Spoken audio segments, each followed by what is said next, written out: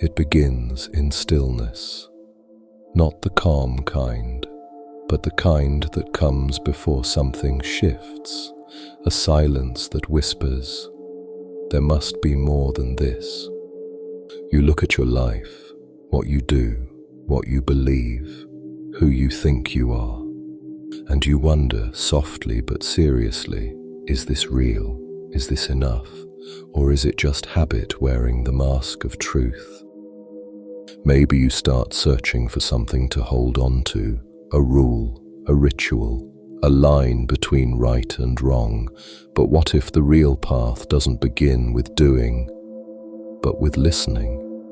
Not with discipline, but with remembrance. And this is where the words of Jesus begin, not with commandments, but with a sentence so quiet it cuts deeper than law. Do not lie, and do not do what you hate, for everything will be revealed. This video on saying 6 from the Gospel of Thomas guides you to the quiet core behind these words, away from outer forms and into inner sincerity. They stand before him, the disciples, and they don't ask about love or humility or God. They ask about rules.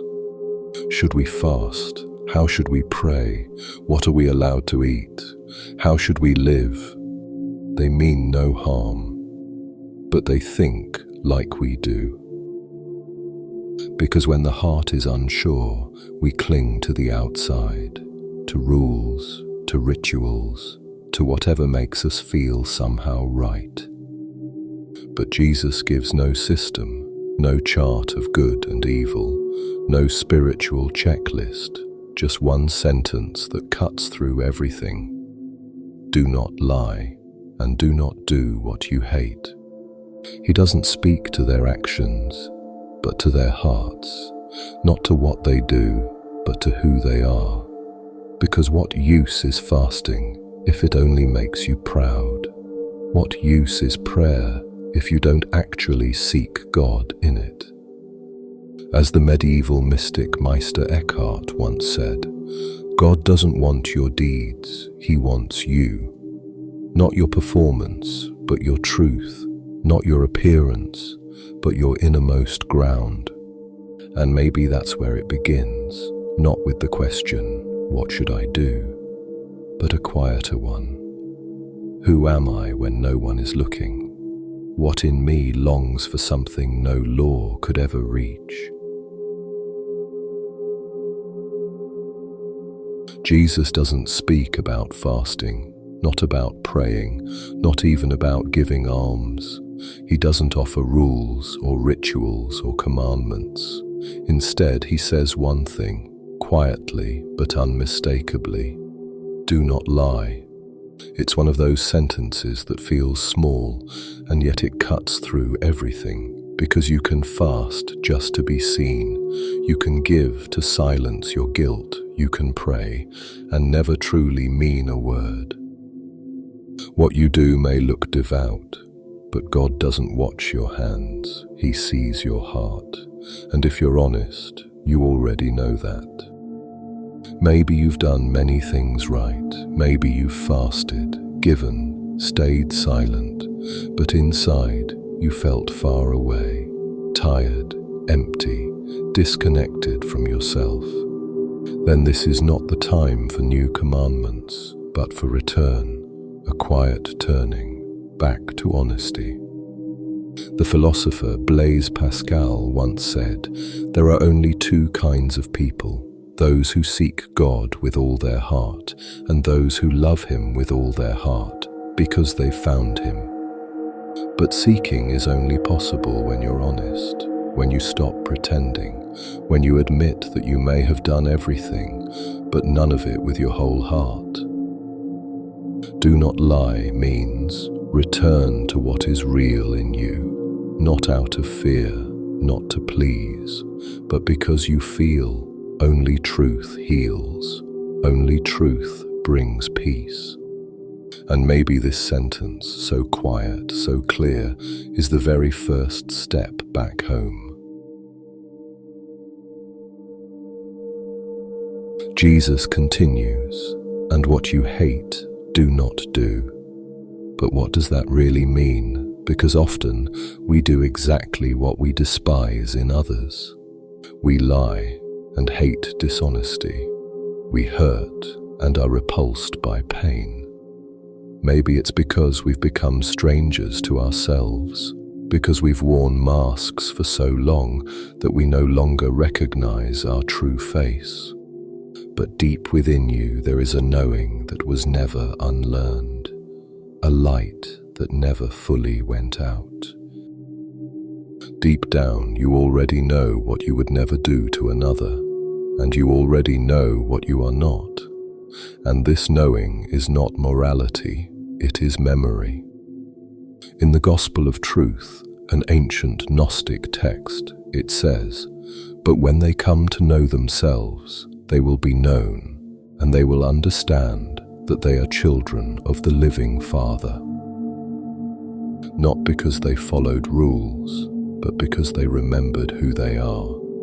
And maybe it all begins when you become quiet and ask yourself honestly, what do I keep doing even though I secretly despise it?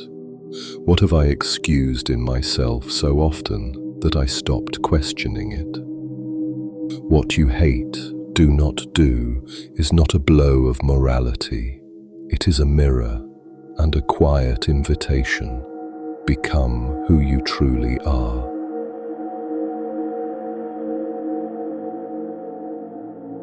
You can hide many things, your hesitation behind a smile, your anger behind kindness, your emptiness behind holy words.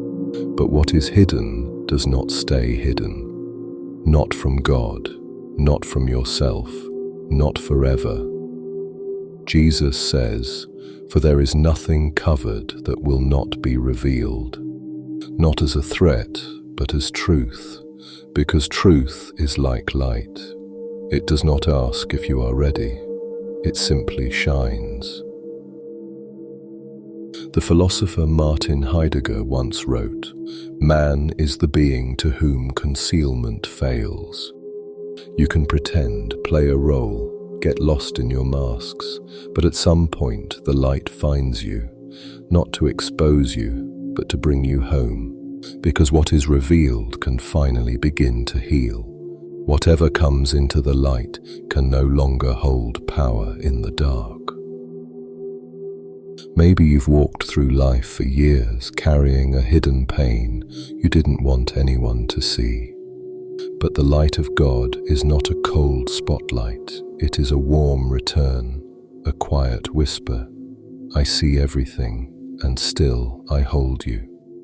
All will be revealed, not so you tremble in fear, but so you can stop hiding from yourself, because truth needs light to become connection.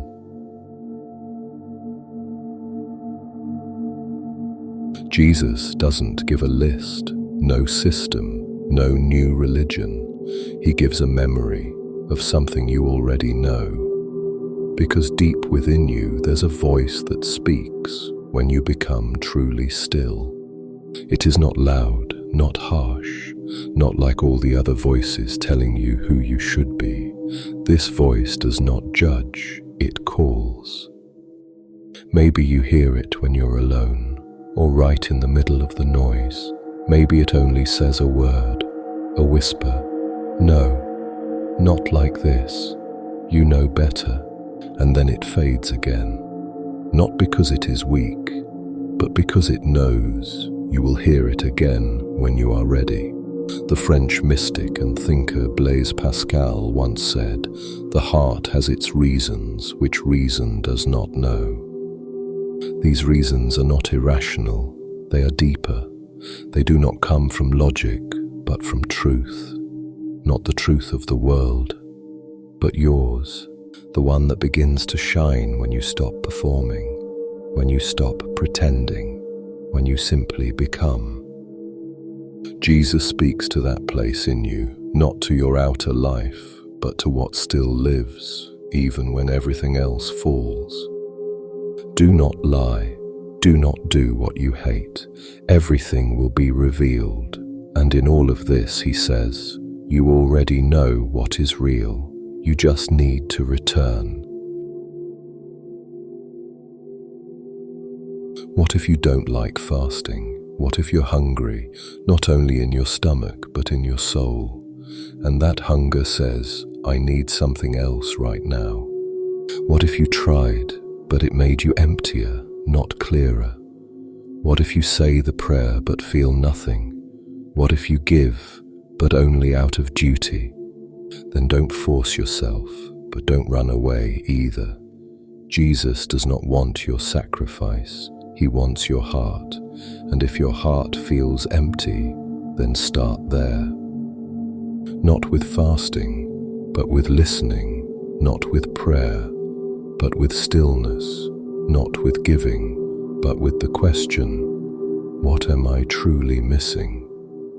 As Meister Eckhart once said, rituals are the river, but the heart is the source. And maybe your fasting does not begin with an empty plate, but with an empty space.